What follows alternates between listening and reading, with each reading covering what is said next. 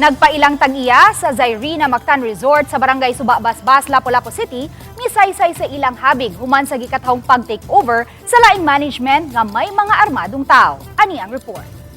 Ang mga tao content ra. Dili na content kanang until now we are in trauma sa nahitabo.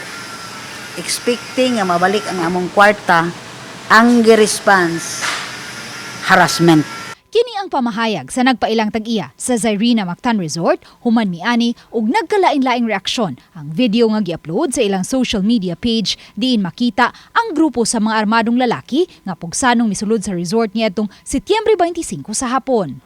Matud niya, sukwahi sa mga pagduda sa mga netizens kung nganong daw nakaposisyon ng daan ang nagkuha sa video ug nakuhaan gayud ang pagpangabot sa mga armadong tao, iyang gitataw nga hinatag lang ang video sa usa ka concerned citizen. Ay kanang duha ka grupo nga nakita diha sa video, kauban na sila. Kay wala man gyud tawo, lain sila raman. Mo na pasalamat ko nga sa usa sa ilang ragyong grupo diha ang nakakuhag video. Butang nga gikalipay nila kay gawas nga makatabang kini pagpasabot sa ilang mga guest nga gustong mo inquire sa resort, makapaligon usab kini sa kaso nga ilang gisangat. Dugang niya ang mga gwardya nga makita sa video nga misulod sa gate sa resort ug nagbayong og lamesa iya sa tag-iya sa property nga ilang napalitan. Niadtong higayuna, nilakaw siya ug ang tulo lang niya ka mga trabahante ang nahabilin sa resort. Ang caretaker nga mo'y tigbantay sa gate kinsa makita sa video nga gipadapa sa mga armadong tao ug ang duha ka mga all-around staff nga didto sa building diin siya nag-opisina. Ang tulo parehong misaysay sa ilang kasinatian ug kun giunsa nila pagawa sa resort dihang nangabot na ang mga armadong tao. Padapa ko nila dito sa Sigurd House. Giibot nila sa CCTV. Ano na CCTV ang buwas. Agumana to, gibitan na sad ko.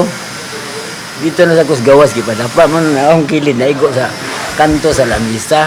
Ni adto man sila sa may bar dapit dito sila ni nagsuroy-suroy mo sila dito. Ni dagan po ko diri sa may kusina, luyo ang kusina kay baol man na diha. Dito po ko nilayat. Mga unang sa buok siguro walo. Sunisod sila dito sa nisod na sila, nya nagsuwig na sila sa ako sa taas kaya akong i-lock na mga kwarto, mga di man yun sila masugot na ilak.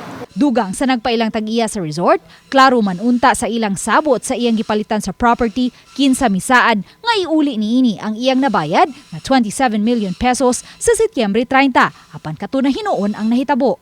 Nag-expect yun may mabalik among kwarta kay dili na lang may anang property ha.